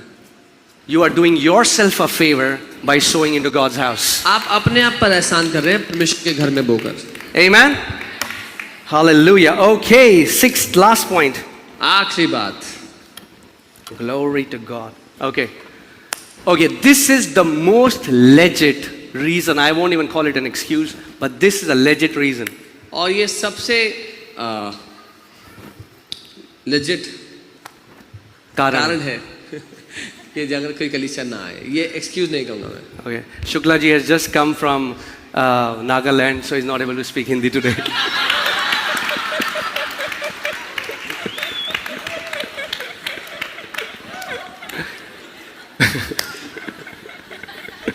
Okay, all right. Okay, so if someone is sick or physically disabled, अगर कोई बीमार है, कोई शारीरिक परेशानी है इसके कारण से, if somebody is genuinely sick and if they are not able to come to church, then they should call us and the church will go to them. अगर कोई बीमार है या किसी शारीरिक परेशानी के कारण नहीं आ पा रहा है तो हमें कॉल करें और हम आपके पास आएंगे। And that's why now, see, the thing is, we sometimes feel a pull. So many people say, this is not happening. So many people say, that Sunday school is not happening nicely. And then we are saying, then come and help us. Because we have 10 people and they are cleaning the hall, they are cleaning the toilets, they are teaching in Sunday school, they are serving in cafeteria, and then everybody demands, come and help us. क्योंकि हमें 10 जगह से खींचा जा रहा है कि जी Sunday school में ठीक से ये नहीं हो रहा है, वहाँ पे ऐसा नहीं हो रहा है, क्योंकि तो मैं कहता हूँ आओ फिर काम करो, वहाँ पे मदद करो, क्योंकि 10 लोग हैं, वही पहले सफाई कर रहे हैं, फिर टॉयलेट साफ कर रहे हैं, फिर संडे स्कूल में सिखा रहे हैं, फिर कैफेटेरिया में खाना खिला रहे हैं. Wow. Praise God. What a response. Hallelujah. Wow. Right? So that's why now, see, slowly we are learning. धीरे धीरे हम सीख रहे हैं. And as we have given you grace, जैसे हमने आपको अनुग्रह and दिया we keep giving you grace, और देते रहते हैं अनुग्रह, give us grace. हमें भी अनुग्रह दें. Give us grace. हमें भी अनुग्रह दें. We are learning as you are learning. हम जैसे आप सीख रहे हैं जिंदगी में, वैसे ही हम भी सीख रहे हैं. My grandfather was not a pastor. मेरे पर दादाजी pastor. My grandfather was not pastor. Not even my dad was pastor. दादाजी. In fact, I was not even born in a Christian family. So we are learning. मैं Christian परिवार में ही पैदा नहीं हुआ, इसलिए हम Let's learn together. साथ में सीखते हैं. Amen. So yeah. Now we have a box outside. House visiting. Don't say nobody came to visit my house. Take your hand, take a pen, write your address on the piece of paper, and we will visit your house if you want. एक डब्बा है बाहर घर visit करने के लिए, अगर किसी को बताना चाहते हो तो अपना एड्रेस, नाम, फोन नंबर लिख करके उस डब्बे में एक पर्ची डाल दें. See what I'm saying, churches, where God is taking us, it cannot happen by only a handful of people taking all the burden. Let's all come together. Will you?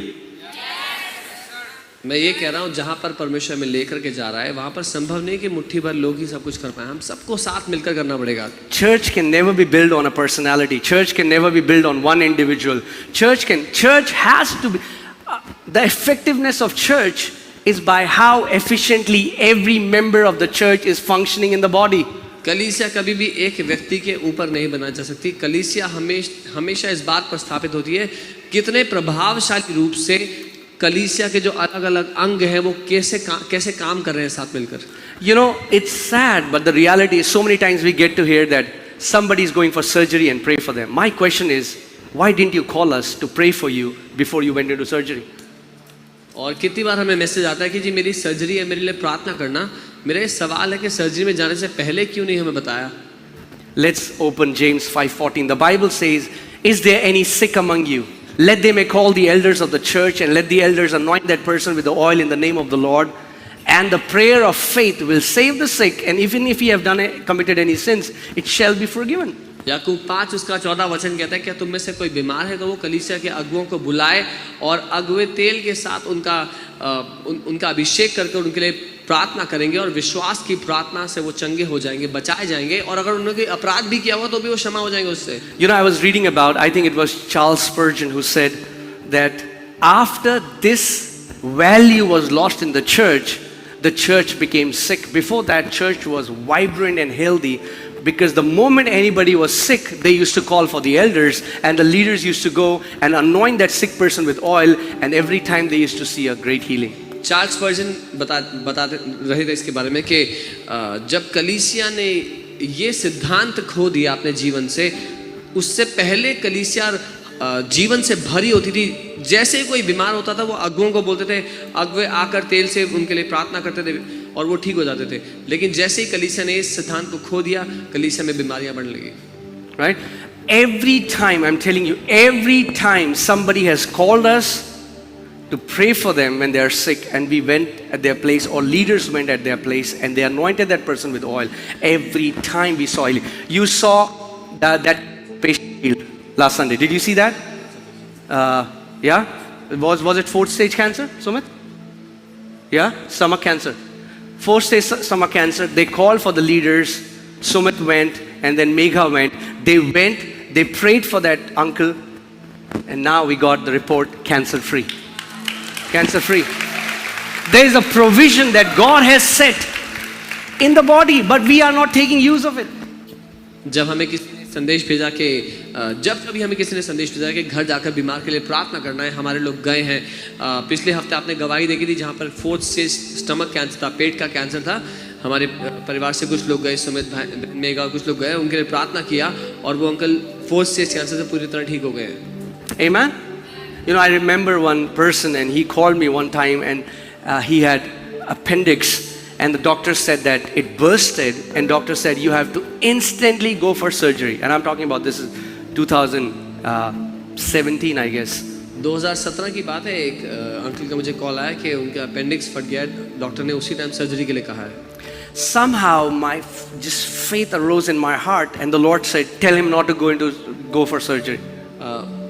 पता नहीं क्यों उस समय मेरे दिल में एकदम से विश्वास उठा और परमेश्वर को मैंने सुना कि इनसे कह के सर्जरी में ना जाएं। And the Lord said, "Go and anoint this person with oil." And I said, "Don't go for surgery." He said, "Doctors are saying if I don't go, I can die.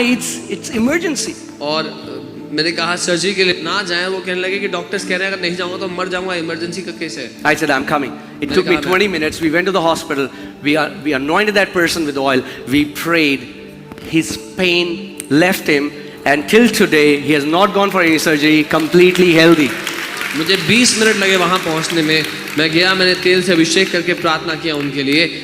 उसी समय उनका दर्द चला गया, उनको सर्जरी की आवश्यकता नहीं पड़ी और आज तक उन्होंने सर्जरी नहीं की। If you are a part of the church, you already know all the amazing healings. We have seen blind eyes open, we have seen deaf ears open, we have seen body organs restored. See, when we function together as a church, we become a powerful organism, a living organism, a heavenly organism on this earth. अगर आप इस कलीसिया का हिस्सा रहे हैं लंबे समय से तो सारी गवाहियां आपने देखी हैं, अंधों ने देखा है, कान खुले हैं, जिनके देह के अंग खराब हो गए थे उनके अंग ठीक हो गए, नए अंग आ गए लोगों के। So let me request you guys, if anybody, doctor tells anyone to go for surgery, इसलिए मैं हर एक से विनती कर रहा हूँ, अगर कोई भी व्यक्ति है जिससे डॉक्टर कहता है सर्जरी कराओ, and if you genuinely understand this, not as a burden, call for the church. The leaders will come. We will pray for you. We will stand with you for your healing. अगर आप इस नियम को समझते हैं, बोझ की तरह नहीं, लेकिन इस नियम को, इस सिद्धांत को जानते हुए अगुओं को लाएं, अगुए आएंगे, आपके लिए प्रार्थना करेंगे। In fact, let me give you a testimony of Pastor Ram's sister, younger sister. She had a cyst in her ovary, right? Pastor Ram की जो छोटी बहन है, उनके ओवरीज में सिस्ट थे। And doctor said they were cancerous, and they were how many centimeters were they? Okay, they were huge cyst, cancerous cyst in her body. और cancerous cyst थे उनके ओवरीज में। And he called us, and we went, and as leaders, we prayed for her. They did the scan, and then there were no cysts in her body.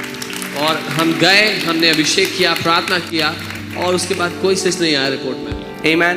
But the good news is अच्छी खबर ये है that not just the pastor, each believer has been received the authority from Lord Jesus Christ of Nazareth. सिर्फ pastor नहीं, लेकिन हर एक विश्वासी को प्रभु यीशु की ओर से अधिकार मिला है। See, the problem is we think only. Let me ask you this question. How many people recently saw soccer? You know, there was World Cup. Anybody? All the holy people here? कितने लोगों ने football world cup था वो देखा? Okay. Have you ever seen coaches go and play? कभी देखा है कि जो कोच था वो जा रहा है गोल करने के लिए भाग के? Have you ever seen coaches play the game? In cricket? Cricket में देखा है कभी? Any sport, any Olympic sport. किसी भी A खेल swimmer has a coach, so he tells the swimmer, "You let me वो do swimmer this." को बोलता है तू रुक मैं जाता हूँ। No, because the coach's job is to equip that person. Coach की नौकरी, कोच का काम है उस व्यक्ति को प्रशिक्षित करना, उसको सिखाना। Ephesians 4:11 talks about these fivefold offices, and their role is to equip the church. But you go in the field and you play. इफिसियों की किताब जो फाइव फोल्ड मिनिस्ट्री की बात करती है, उनका काम है आपको प्रशिक्षित करना, आपको सशक्त करना, ताकि आप जाएं और सेवकाई के कामों को करें। I'm telling you, I've received call. They say, "Pastor, this woman is manifesting. Come and cast the demons." I say, "No, I will not do that." मेरे को कॉल आया और कहा पास्टर जी ये औरत में दुष्ट आत्मा है, इसको आके निकाल दो। मैंने कहा मैं नहीं आता। I said, because you have the same authority as I have. मैंने कहा क्योंकि तुम्हारे पास वही अधिकार है जो मेरे पास है, You need to exercise that authority. उस अधिकार को काम में लाओ। And then next Sunday they'll come, they'll say, it was so easy. और फिर अगले रविवार वो आते हैं, बहुत आसान था दुष्ट आत्मा को निकालना। Isn't that we have over spiritualized walking in healing and miracles? It's easy. हमने बहुत ज्यादा आत्मिक बना दिया चंगाई Because चमत्कारों में it's जीना। not about आसान है। your godliness, it's about the delegated authority that you have received in the name of Jesus. क्योंकि आप अपनी क्षमता से नहीं कर रहे, लेकिन जो ईश्वरीय अधिकार आपको मिला है उसके द्वारा कर रहे हैं। Amen? आमीन। The Bible says people were getting saved and they were added. How were they added? Were they like they were getting saved and they were ping? They were appearing in the church? No, somebody was adding them in the church. Bible कहती है लोग उद्धार पाए जा रहे थे, बचाए जा रहे थे और कलीसिया में जुड़ रहे थे। कैसे जुड़ रहे थे? क्योंकि लेकर के आ रहा था उनको। Amen. Your responsibility is to go out, preach the gospel, heal the sick, cast out demons, and then add them in the church where they can grow and mature and be equipped for the work of ministry. ये आपकी जिम्मेदारी है कि आप बाहर जाएं, लोगों को उद्धार दें, उनको चंगा करें, उनकी बीमारियों को ठीक करें, दुष्ट आत्मा को निकालें, उनको फिर लेकर के आए कलीसिया में ताकि वो कलीसिया में जुड़े। Wow. Some people are like, मैंने करना ही नहीं, जो बोल लो। Why don't you? Come on, I give you this authority, okay? Turn to your neighbor, hold them and shake them. Come on, shake, आपको अधिकार shake है, your neighbor. पड़ोसी को पकड़ो, थोड़ा हिलाएं उनको। Come on, say neighbor, पड़ोसी wake up. उठ जाओ। Amen. You have a role to fulfill. आपको काम दिया गया है जो पूरा करना है आपको। Amen. The problem is right now, 2%, there is 2% leadership, rest are members. 2% of leadership is doing everything. They are preaching, they are healing the sick, they are casting out demons, and rest of the people, they come, they say, they go home. No, that's not your job. Your job is to be equipped so that you can walk like Jesus walked. You preach the gospel, you heal the sick, you cast out demons, you walk in miracles. मसीह जगत में जो समस्या है वो ये है कि 2% leaders हैं जो सारा काम कर रहे हैं सेवकाई का, बाकी 98% बैठ के ताली बजा रहे हैं, सीटी बजा रहे हैं। नहीं नहीं, उन 98% का काम है कि जाएं और सेवकाई के कामों को करें। Amen. Come on, look at your hands. अपने हाथों को देखें। Say, my hands are anointed बोले मेरे हाथों का अभिषेक किया गया to है deliver people. कि लोगों को छुटकारा दें। Say, I am anointed मैं अभिषेक किया गया हूँ with the Spirit of God. परमेश्वर की आत्मा के द्वारा। God lives in me परमेश्वर मुझ में रहता है and sets the captives free और बंधन में पड़ों को छुड़ाता है through me. मेरे द्वारा। In Jesus' name. यीशु के नाम में।